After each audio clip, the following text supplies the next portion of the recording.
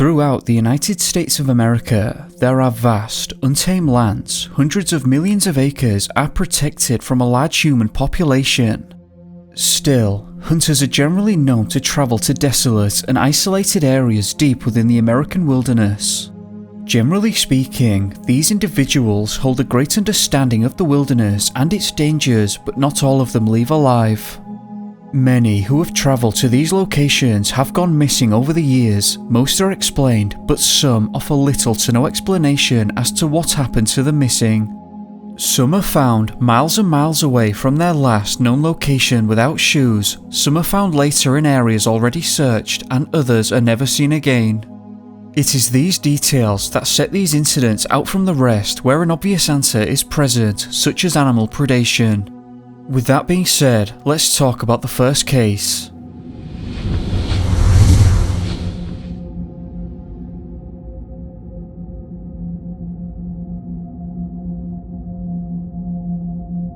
This first case took place in what is known as the Crazy Mountains.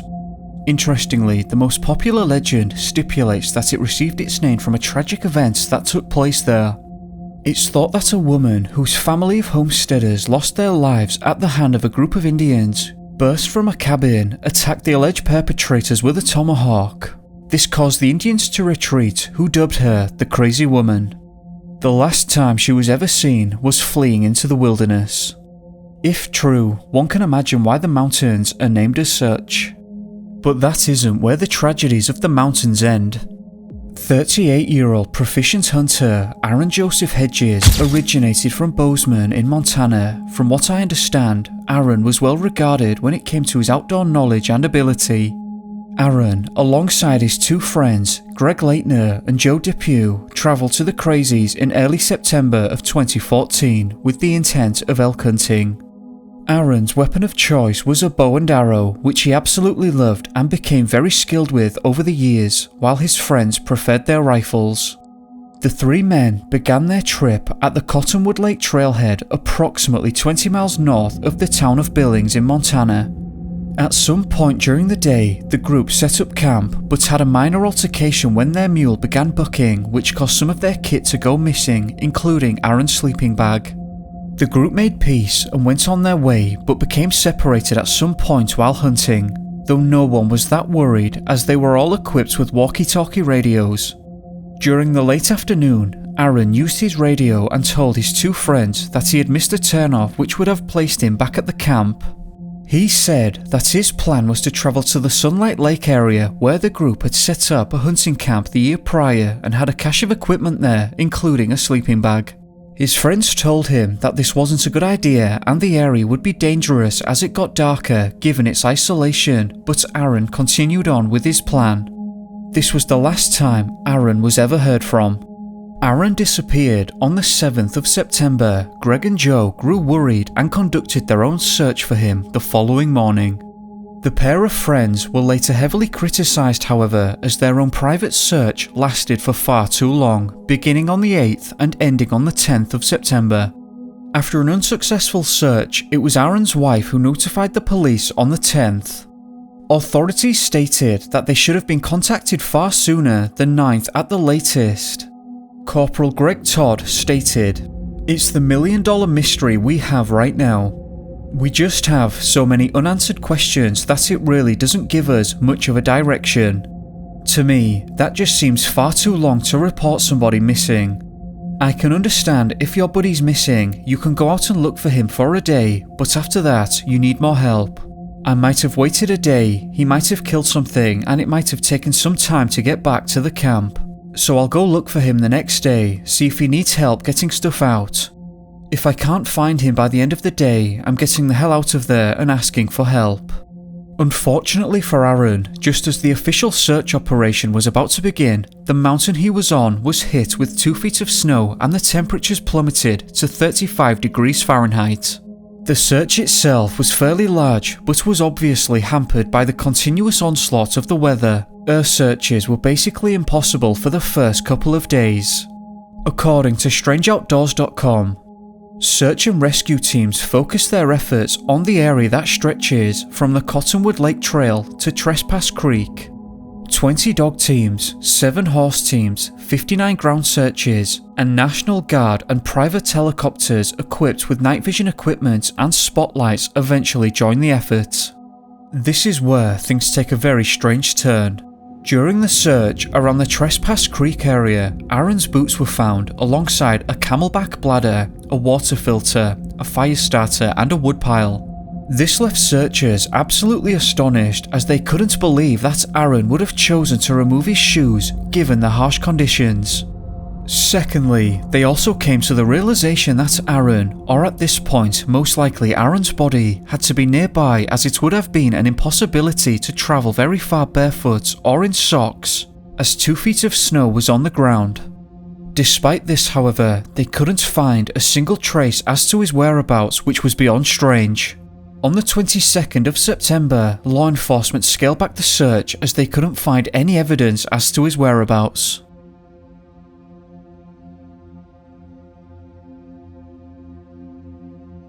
On the 6th of August 2015, a butcher by the name of Roger Beslanovich was visiting his relatives at the Rain Anchor Ranch in Sweetgrass County. At the time, he had some time to kill as one of his relatives was out fixing a fence, so Roger took the time to get up onto a ridge above to take in the vista. Afterwards, he took a short walk into the nearby forestry and saw an orange hunting vest, a backpack, a bow, socks, shorts and sweatpants. Roger said, "My first thought when I saw clothes piled up against a tree, I just knew there was going to be a body there. There is a lot of bear activity where they flip the rocks over to eat the bugs underneath. I just knew there was going to be a body there, but there wasn't." Roger continued, "I thought some out-of-state hunter got cold and disoriented and wanted to go back home, but he couldn't find his stuff. So I gathered it all up, put it in the backpack to haul it back out. When I was just about done, I saw a piece of paper and it was part of his license and it had his name on it. It said, Bozeman, Montana." Law enforcement searched the area and uncovered less than 80% of Aaron's skeletal remains. Investigators at the scene found Aaron's mobile phone and were hoping to retrieve data from it, but unfortunately it had corroded beyond repair. Bizarrely, the location Aaron's remains were found were very close to safety, landowner Rebecca Rain stated. "It's pretty low where it was actually, it wasn't far off Rain Road, and we would never have guessed it was that close, he could see the house." Authorities were left baffled by this, but this wasn't the most confusing realization. The point Aaron's remains were found means that he would have to have travelled 15 miles, most of which were off trail and over very harsh terrain, including rocks and heavy foliage, not to mention the heavy snow at the time.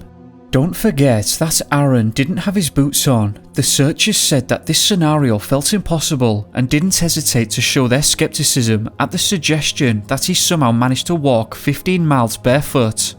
Let's also bear in mind that Aaron was literally in sight of buildings and was close to a road, so why on earth didn't he make himself known to passers-by? Or alternatively head to the safety of the buildings? Many questions remain here. How did he manage to get to the location he was found? Why did he take his boots off 15 miles prior and then take the rest of his clothes off at the end location? During paradoxical undressing, the shoes are usually the last to go, not the first. In fact, these individuals don't normally remove their shoes. All in all, it seems to me that something highly unusual happened to Aaron, and the lack of an explanation from law enforcement and the searchers only adds to the mystery. The circumstances in this case simply do not add up. Despite no evidence of this existing, it seems to me that some third party must have been involved, but then again, who could have carried this full-grown man 15 miles to the end location in rough terrain? This was a tragic disappearance that ended with far too many questions that were left unanswered. What do you think happened here? Moving on, let's explore the next disappearance.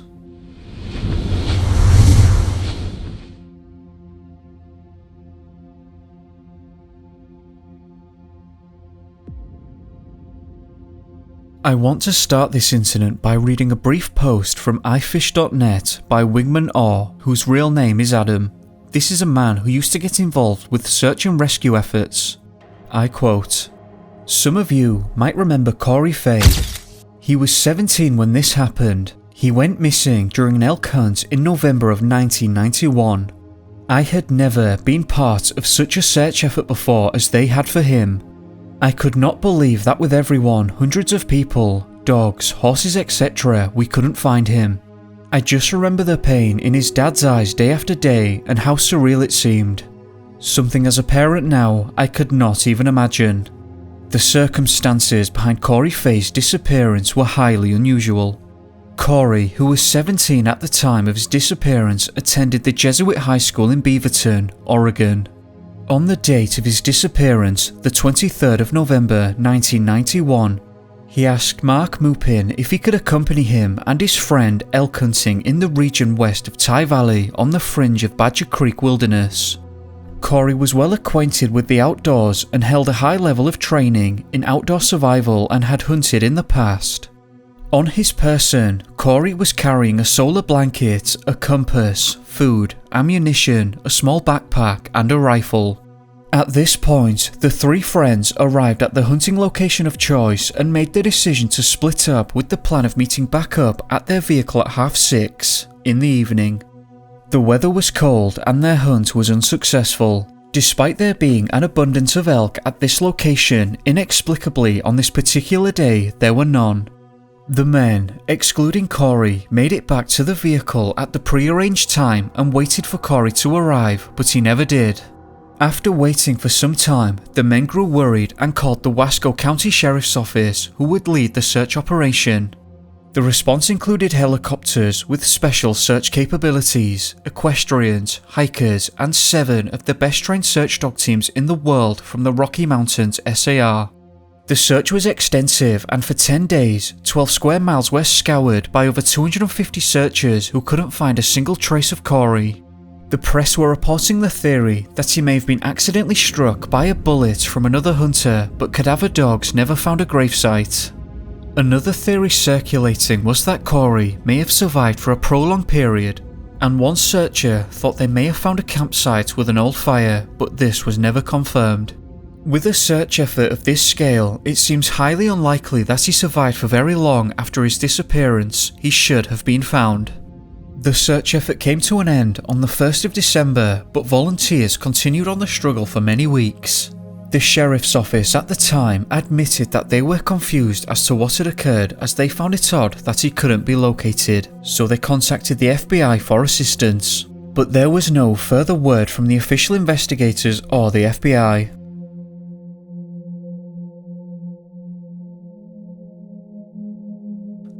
While 2 hunters were out on a ridge approximately 10 miles from the point where Cory was last seen, they discovered his rifle and his backpack. A mile away, his jacket was found. Authorities were once more notified, and they detailed that his items were located at an elevation of 6,500 feet. Strangely, the sheriff stated that this would have meant that Cory would have been in the snow up to his waist for more than 5 miles to the location he was found. An article by the Eugene Register on the 18th of September 1992 read, "Authorities know the snow was deep there because a helicopter had spotted tracks during an intensive search for Faye last November. The tracks turned out to be animals, but the snow was almost waist deep, and that was a good 3 miles from where the items were discovered today." Interestingly, Cory's grandparents said that Cory had been trained to follow a stream downhill should he become lost, but in this instance it appears that he did the exact opposite. So, Cory was found 3,000 feet higher than he was last seen and 10 miles away from the hunting area. The sheriff stated that he did not believe that Cory could have travelled that distance and was struggling to explain how he managed it. Cory's boots, socks, pants and skull were never found. So what exactly happened to Cory? Again, similar to Aaron, how did he manage to travel the distance he did? 10 miles and uphill without boots in this case. This is rugged, harsh terrain in cold weather and waist-high snow on the ground. And why would he take them off in the first place? What do you think took place here? Now moving on, let's examine the final disappearance.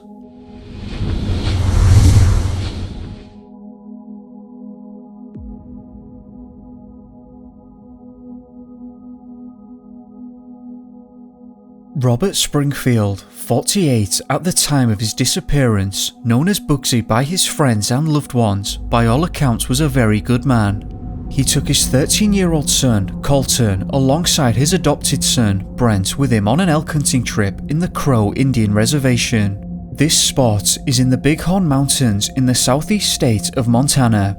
Robert and his family were members of the Crow Nation Indian Reservation, and they were hunting on ground owned by the tribe. On this day, Robert had come dressed appropriately and was wearing heavy winter clothing with his weapon of choice, which was the bow and arrow. The details of this next part are a little hazy, but it appears that the group split up during their hunt.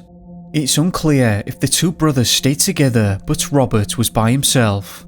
Before splitting up, they agreed to meet back up at a pre-allocated location. The brothers arrived on time and waited for their father. But as the darkness began to set in, they panicked and called the Bighorn County Sheriff's Office and members of the tribe. Hundreds of searchers began to pour in alongside highly trained search dog teams and thermal imaging equipped helicopters, but the search failed and Robert was not located. In fact, nothing was found, no body, bones, blood or equipment, leading searchers to believe that animal predation had not occurred in this case. Just over a year later, in October of 2005, Robert's remains were found by elk hunters. The BillingsGazette.com reported, apparently, a group was hunting in the area when one hunter heard a crow in a tree screaming like a woman. The man went towards the bird but then shifted direction.